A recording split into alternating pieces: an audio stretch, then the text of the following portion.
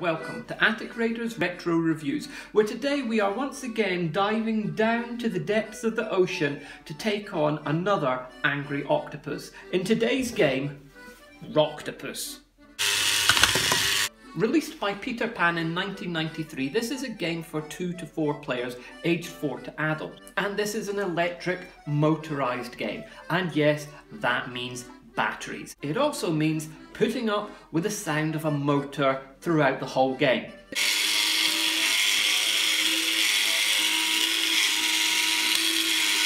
You can see we've got some quite nice painted artwork here of the angry octopus who's not very happy about these little rocksters who are climbing all over it. It has quite a nice kind of Japanese Super Mario vibe to it, and it's cute but without being over the top sickening. The back of the box shows a bit more detail and has got all of the instructions for this game on here, so you don't need any slips of paper giving you extra rules. The point of this is to get your rocksters onto the Roctopus without them getting flung off. And whether they're flung off or not comes down to the random mechanism that is inside this. So we're really going to have to take a closer look at just how random that mechanism is. The game comes with this squeaker, and this is literally like something that you would have in the bath as a kid or something you might give to your dog to play with. It is really quite annoying, and the whole point of this is that when you are finished your turn, you're supposed to pick it up and squeak it to signal the end of your turn, and that way if any rocksters get thrown off of the main octopus after you've squeaked it, they do not belong to you. The next person is going to have to take them. Of course, it's very gimmicky, it's not really needed at all, and you'll probably find that you would play this game mostly without using this at all. We also have lots and lots of these little guys. These are what the game refers to as Rocksters, and honestly I have no idea what this is actually really meant to be. It's kind of like a miniature squid with quite a phallic looking helmet on. So there we go, he looks very shocked. I suppose that is probably because he's about to get flung through the air by the octopus. There is 1, 2, 3, 4, 5, 6. There are meant to be 6 of each colour of these. I think I'm missing one yellow one. I've got all the other ones. But even though there are 6 of each colour, you don't actually need 6. The game instructions say that you only actually need 4 of these each. So 2 of them are going to be surplus or spares in case you lose them. So if you get a copy of this game where you don't have 6 of each, just remember you only need 4 of each to actually be able to play this game. These are made of a kind of rubber. The head is very firm, but the legs are quite rubbery and flexible, and that is entirely necessary so that it is easier to get these into position onto the octopus's legs. The actual Roctopus himself is really just a much larger version of the small squeaker. You can see they are very similar facially. This though is not made of rubber, it is made from very hard, sturdy plastic. With some decals, some stickers on the eyes here, and you can see it's a very simplified sculpt. It's very simple. There's not much detail on here. We've got like a starfish on here and a couple of barnacles, but other than that it's all very simple and big and chunky and very basic shapes. There's not much in the way of detail on this guy at all.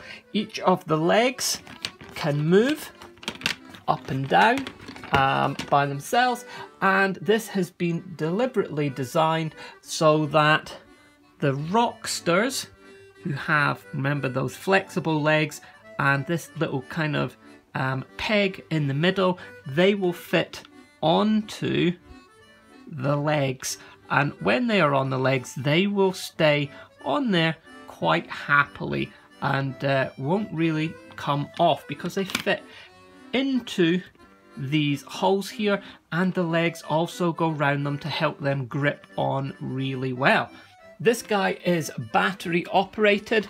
Batteries go in the bottom here, and unfortunately my version is missing the battery cover. It still works without the battery cover, but it would have been obviously good to have that. You can see there is a little kind of wheel here that turns, and this will spin around, so this will move when it is working with the battery. So to actually play this game, first of all you insert two AA batteries and you close the battery hatch if you're lucky enough to have one. You then slide the switch into the on position, turn him up the correct way and make sure that he is on a flat surface. You then press the head down to get him to start moving.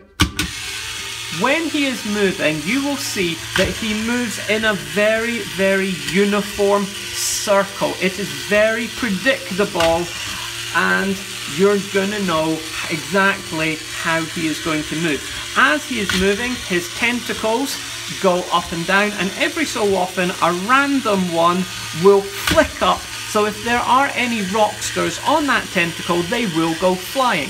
Now, as I say, this is very predictable, but the way that this has been made with the wheel and where the wheel is, depending on how much pressure you put onto these tentacles when you are trying to put those Rocksters in place, it will end up sometimes changing how he is moving. You see there, he just changed direction. So depending on how long you are putting pressure on there, it will actually change and it will move around a lot more. So sometimes it will change direction, sometimes you'll get it to do figures 8, and it makes it much more unpredictable and much more interesting this way. So the aim of the game is really simple. Each player has got 4 Rocksters and they have to take it in turns to, one at a time, place a Rockster onto the Roctopus's tentacle. Once you've placed down a Rockster, you have got to squeak the squeaker to signal the end of your turn. It's then the next player and the next player and the next player. On your next turn, you've got to put down another Rockster and squeak, and then you just keep doing that as the game progresses. Each time you're putting down a Rockster, squeaking the squeaker until eventually you get rid of all 4 of your Rocksters, and the first person to get rid of all of their Rocksters is the winner. Of course, the challenge in the game comes from the fact that the Roctopus itself will be moving and that its legs will randomly be flicking Rocksters off. If any Rocksters get flicked off during your turn, even if they're not your colour, you have got to take those Rocksters and add them to your pile. So you've then got more to try to get rid of.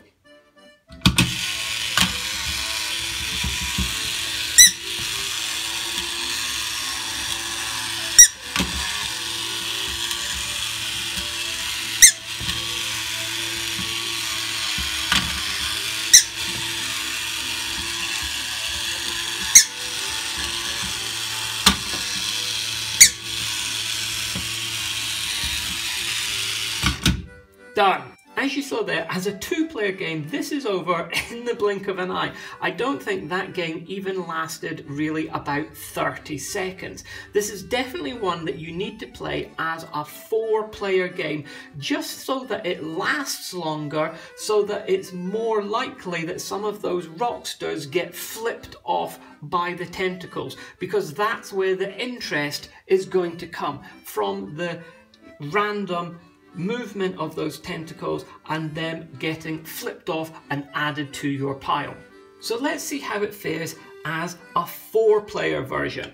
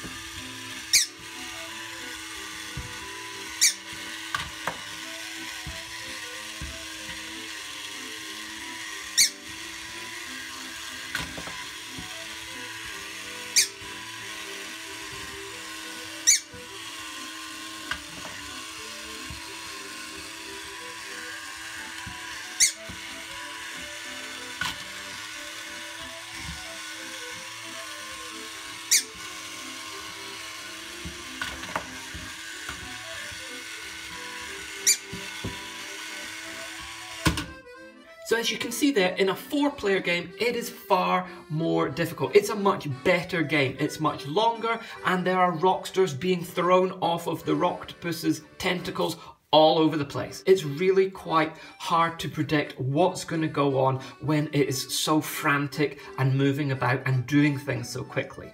But as with any game that has a random mechanism, in this case which leg of the Roctopus is going to throw off Rocksters, the quality of the game very often comes down to the quality of the mechanism and just how random it actually is.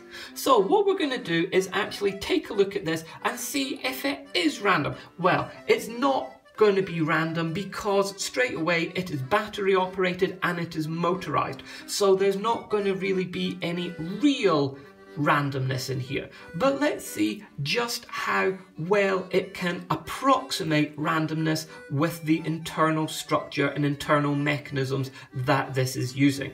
So as you can see, I've had a bit of a play about and a bit of experimentation to see just how predictable or unpredictable these tentacle movements are. And as you can see from the numbered legs on here, it is entirely predictable. Now, I have propped this up so that when the legs are moving, the octopus itself is not going to move around the screen so that it's easier to see. But I've also tested to make sure that the movement of the octopus and that changing as you're placing things on it doesn't affect which legs are set off.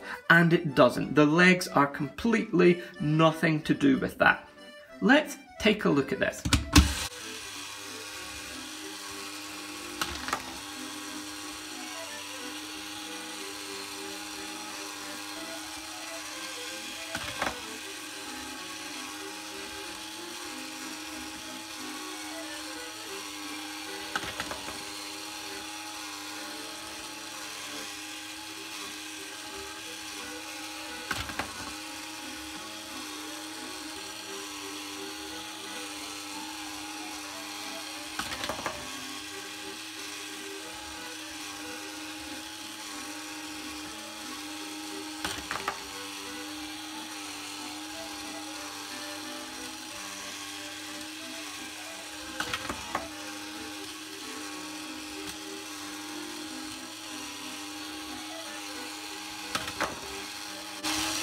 And back to 1.